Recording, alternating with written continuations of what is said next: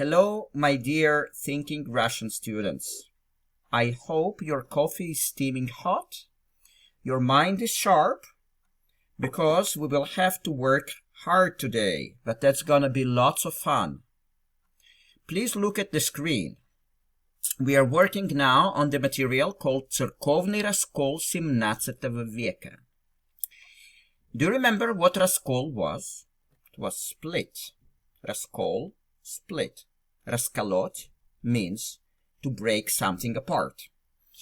So Церковный Раскол XVII Века would be the church split of the 17th century. Now please open your printed materials. You need to have them printed. If you do not have them printed, please open the link below this video. But if you want to remain in this strange school for the thinking advanced Russian students, please take care and print it out, because you will have to do lots of marking there as we move along.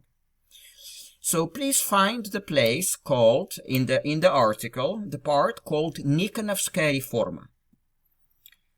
So Nikonovskaya Reforma, did you find it? Now, do you remember from the story, from the narrative of this split, who was Nikon?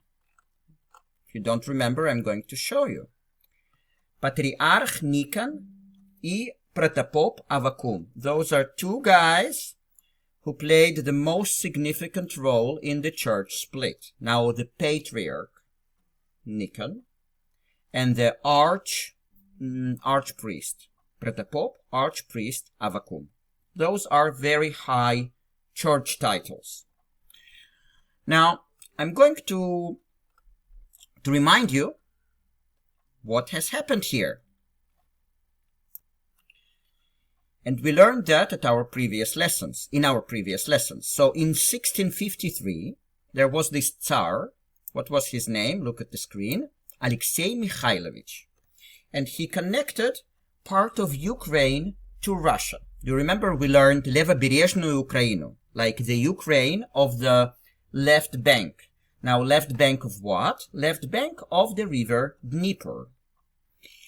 And we learned that people who lived there on that part were also Orthodox Christians, but they followed a different rite than Russian Orthodox Christian. And then there was this need for unification. Now, in addition to that, there was another factor. And I'm reminding you, again, look at the screen.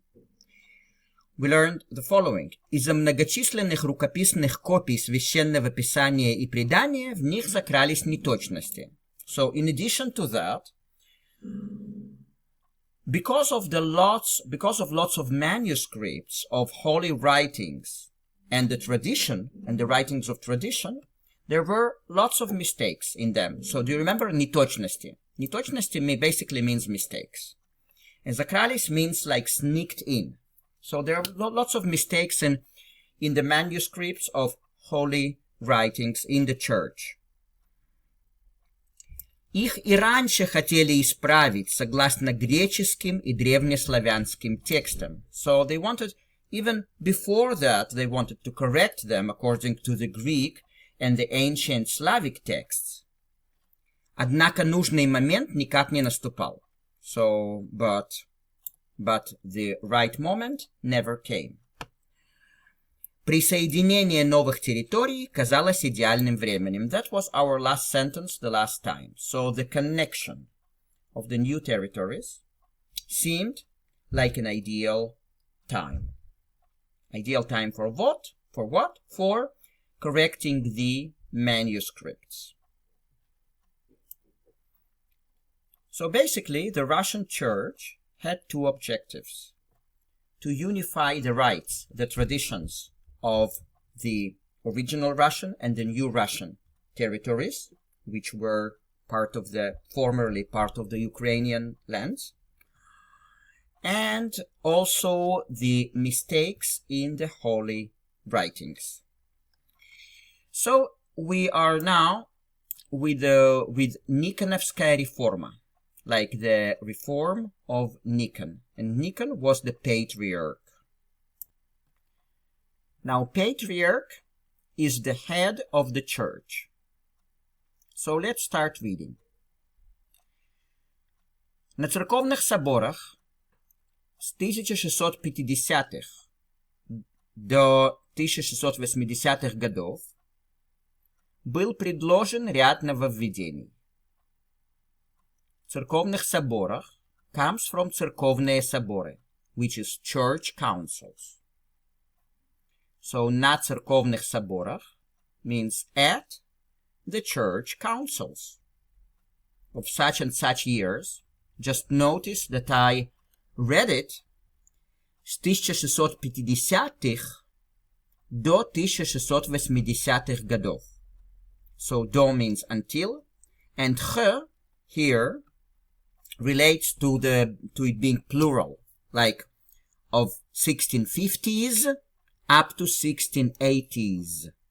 So с 1650-х до, like until, 1680-х годов был предложен comes from предложить, which is to offer. Был предложен, that's passive, was offered. Ряд means a group, a series. Нововведений of novelties. So that's нововведений. So please underline нововведений, novelties. So let's see how it all works together. На церковных соборах с 1650-х до 1680-х годов был предложен ряд нововведений. At church councils from such and such years up to such and such years was offered or was suggested a series of novelties. Now let's see what kind of novelties. First, редактура и унификация церковных книг на основании греческих первоисточников. Редактура means editing. Унификация, unification. Therefore, редактура и унификация церковных книг would be the editing and the unification of the church books. На основании, expression meaning based on. Первоисточников comes from singular первоисточник, which is a source. Therefore, греческих первоисточников would mean Greek sources. So, редактура и унификация церковных книг на основании греческих первоисточников. Editing and the unification of the church books based on Greek sources. Second, изменение порядка богослужения и крестного знамения. Креститься теперь следовало 3, а не 2 перстами. Let's go over the vocabulary. Изменение means changing. Порядка comes from порядок, obviously means the order.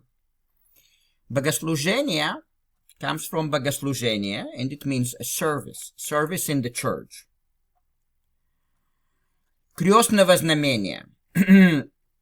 You can underline крестного знамения. It comes, the original form is крестное знамение, and it means the symbol of the cross, you know, when people cross themselves. And the verb to cross yourself would be креститься. Креститься. That would be to cross yourself. So крестное знамение, it's the symbol of the cross that people make with their fingers in the Orthodox tradition. And the verb would be креститься, to cross yourself. Следовало means had to, or it was necessary, it was needed. Следовало. It's an impersonal form. So, for example, креститься теперь следовало. Теперь means now. It means meaning after the reform. So, after the reform, it was necessary. It was needed. People had to. So, it all следовало. So, you can underline следовало. It was necessary. 3, а не 2 перстами. So, 3 means with 3. Like with is inside of the world. So тремя with three, а не двумя, not with two, перстами. Персти means fingers in obsolete ancient Russian. Персти. You still have in the modern Russian the word перстень, which is a ring that you put on your finger.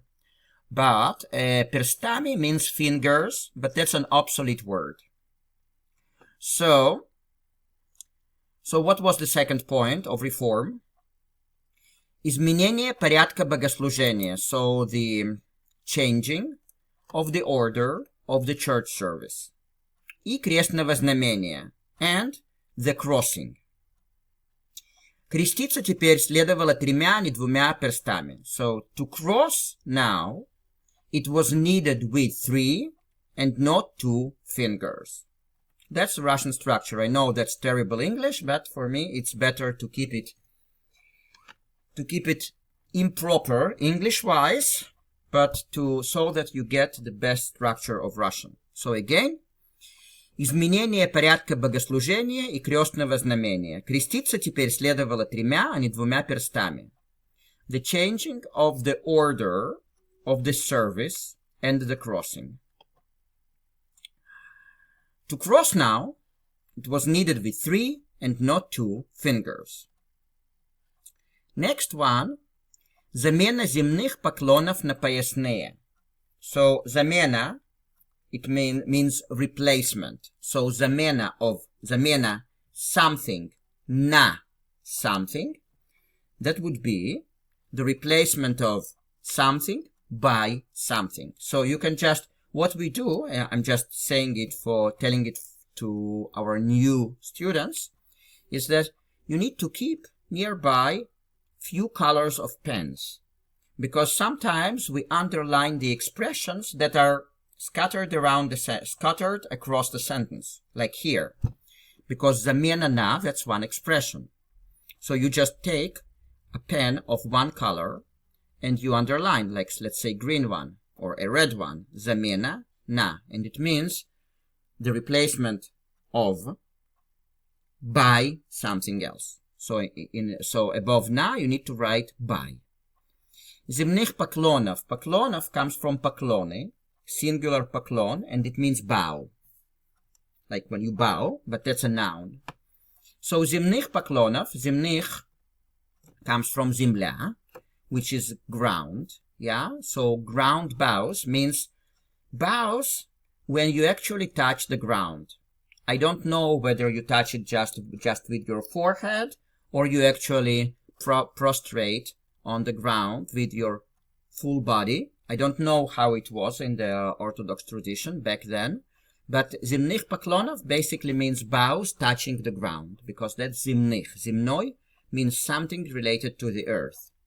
На поясные, and пояс means waist, like waist on your body, the middle part of the body. Пояс might also mean a belt in other contexts, but here it's a waist. So замена земных поклонов на поясные would be the replacement of the ground bows with the waist ones, meaning person just had to bow by bending his or her body, but without touching the ground. So that's поясные поклоны, yeah. Okay, and the next one. Вместо 7 просфор стали использовать 5. So просфор comes from prosphora.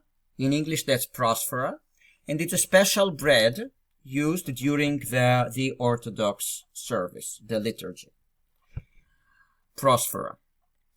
So вместо 7 просфор стали использовать 5. So instead of 7 prosphoras, 7 special breads like that, стали использовать. So стали, in this case, it means started, like they started. In other meanings, it might be became, but that's started. Использовать means to use.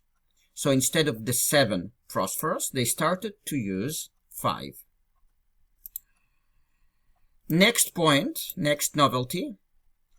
Праздничный праздничный крестный ход с иконами предлагалось вести не по ходу, а против солнца. And by the way, guys, I think I read it incorrectly. Just look here, please. Look at the screen. This should be written as крестного знамения. I might have read it крестного, so that wasn't correct. That's крестного знамения, which is crossing. When a person crosses himself or herself with their fingers.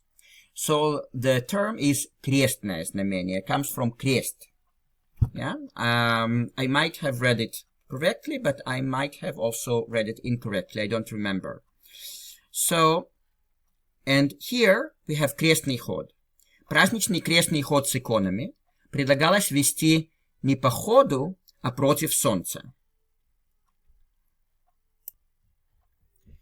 So, крестный ход means a church procession, when people take their icons and other church symbols, and they just kind of parade or kind of go on a procession on the streets. And so праздничный means of holiday.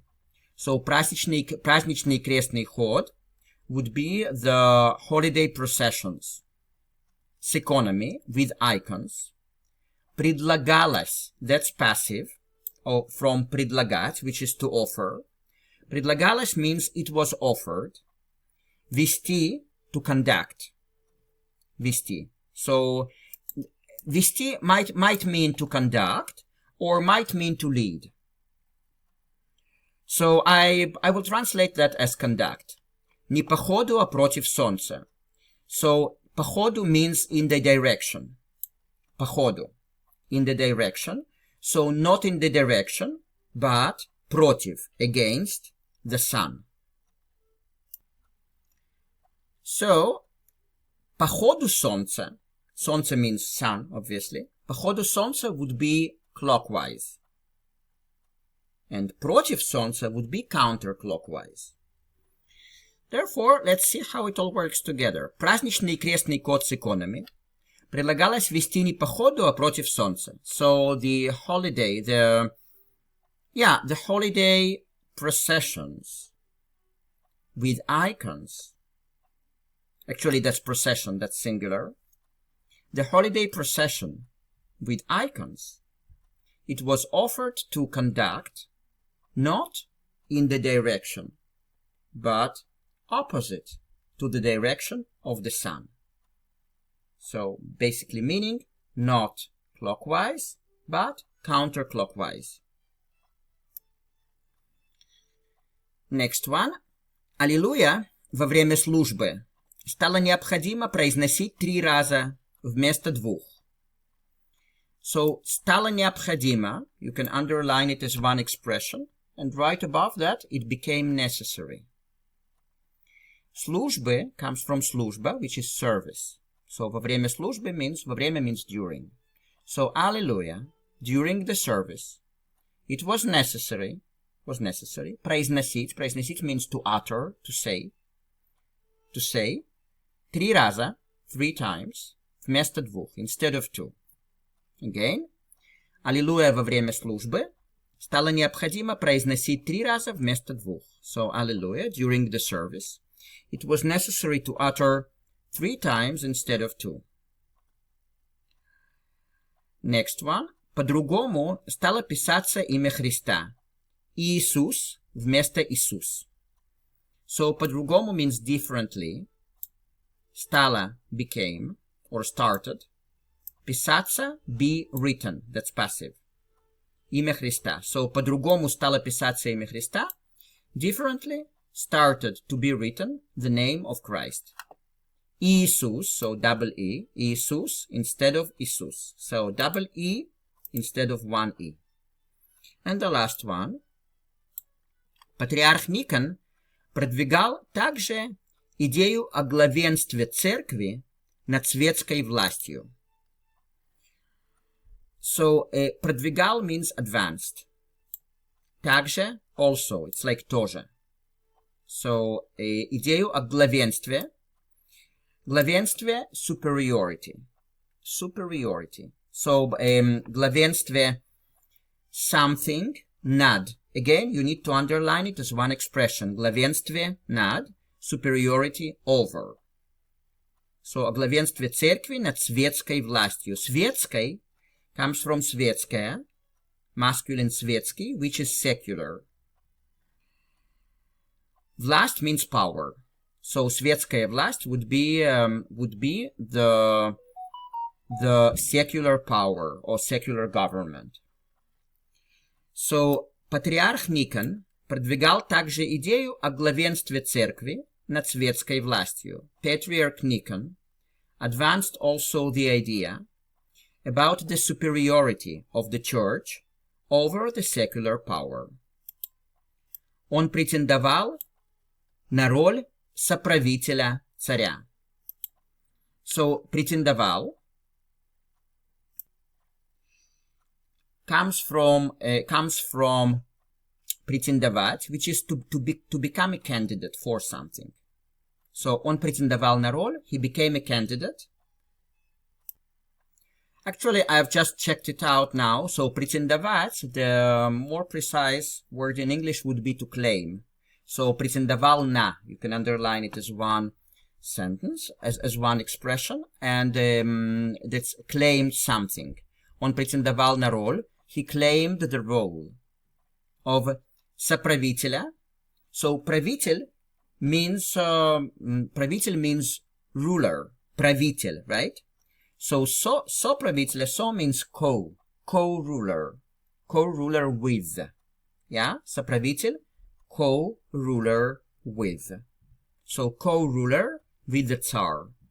Therefore, он претендовал на роль соправителя царя would be, he claimed the role of the co-ruler of the Tsar. So now, guys, towards the end of the lesson, I'm going to read again what we have studied today without translation. I'll read it kind of in a slow way so that you can get it even better. And you're going to surprise yourself. You're going to leave this lesson with a smile on your face. So listen. Никоновская реформа. На церковных соборах с 1650-х до 1680-х годов был предложен ряд нововведений. Редактура и унификация церковных книг на основании греческих первоисточников. Изменение порядка богослужения и крестного знамения. Креститься теперь следовало 3, а не 2 перстами. Замена земных поклонов на поясные. Вместо 7 просфор стали использовать 5. Праздничный крестный ход с иконами предлагалось вести не по ходу, а против солнца. Аллилуйя во время службы стало необходимо произносить 3 раза вместо 2. По-другому стало писаться имя Христа, Иисус вместо Иисус. Патриарх Никон продвигал также идею о главенстве церкви над светской властью. Он претендовал на роль соправителя царя. Okay, guys, so thank you very much. If you haven't subscribed yet to this channel, please do. And if you haven't liked it yet, please like it so that more and more people can get exposed to this content. And if you need my personal help with your Russian, please contact me through the email below this video. Thank you very much, and I wish you good health and lots of smiles. Ciao, ciao.